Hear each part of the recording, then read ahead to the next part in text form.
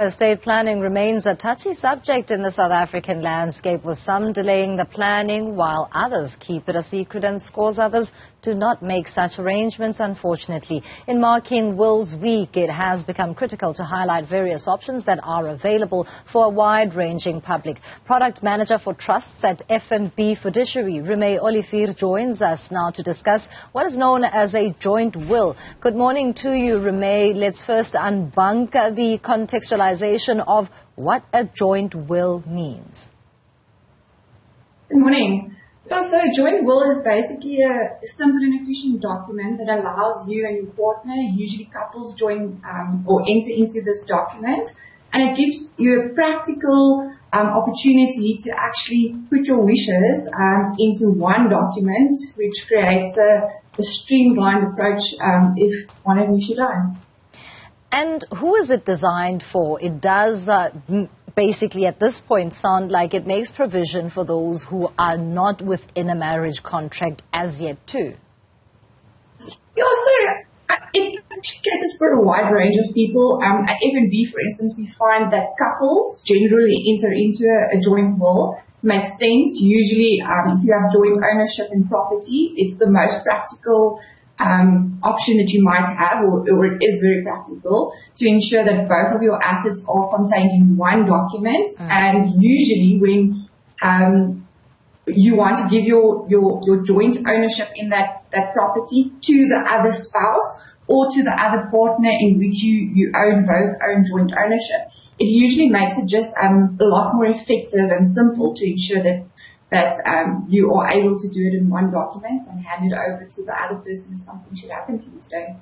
Does the practicality then speak to safeguarding oneself? It's a question that usually comes up with estate planning, that you would be preparing such for your own safety and security for those who remain behind. Also, practicality is the most important question that you should actually be asking yourself. So you should be asking when anybody, regardless if you're doing a joint will or a separate will, ask yourself the question, does it make sense from a practical perspective?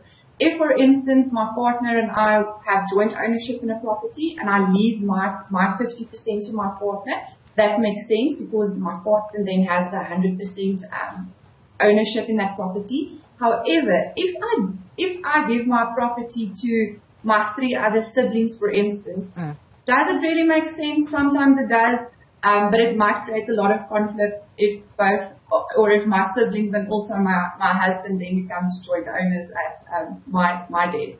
So once again, just stick to practicalities. Does it make sense? That's an interesting element that you raised, and I'm finding out really from you is what happens if things go sour between one and their partner having signed this joint will?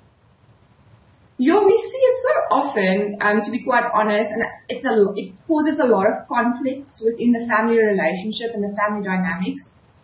What you say in your wishes, in your testament, that's actually your wishes on what you want to happen after your death. It can create, except for the practicalities around it, it can create a lot of conflict with family members.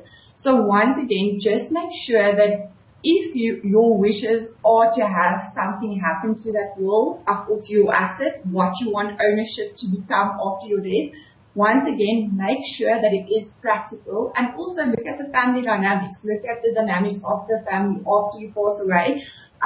It does create a lot of delays. Fighting, court cases, incurs costs, takes 3, 4, 5 years to wind up that estate, and it could have been all avoided if you just thought about the practicalities and the family relationships. Remay, others would see the practicality of a single entity being able to amend their will. How does one do so in a joint will? I'm interested in finding out the consultation process that would have to go into this particular one. Also, interestingly enough, a joint will is something that's evolved, and I think there's a lot of misperceptions that is applied to a joint will, and it's actually not that difficult. It's no much different than that of a separate will. So remember, you can at any time, any new wills that you draft, you can specifically revoke the old will, so those wills won't be applicable anymore. And remember to date the will. So the date that's closest to or that's after the previous will, that's the one that will be valid. However, with a joint will, exact same rules apply. If you and I enter in a joint will, for instance, you and I can actually enter into a joint will. So anybody can enter into a joint will with each other. Important is I can at any time after that do my own separate will. I don't even have to tell you that I've done another will that's actually revokes that will. So just do a new will, revoke your other will, date it appropriately, and it's as easy as that. So a question has just also come through from one of my colleagues that if one will states a certain amount of money or an estate that needs to be wound up and another is indicative of policies that you may have, could there be a clash there? Also, it's important to ensure, remember, that your policies, make sure that you talk to the company, the life insurance company. The beneficiary nomination is the contract, and that takes precedence over the stipulations in your will. So whatever you put in your beneficiary nomination at the life insurance policy, that's the one that will be valid. However, so make sure that you don't put anything in your will regarding, for instance, that policy that conflicts with that beneficiary nomination, because once again it causes conflict, it causes some delay. However, the policy nomination will always take precedence over that stipulation in the will. Thank you so much for your insights. Remay Olivier is with FNB Fiduciary talking to us as we mark Wills Week and explaining the concept of a joint will.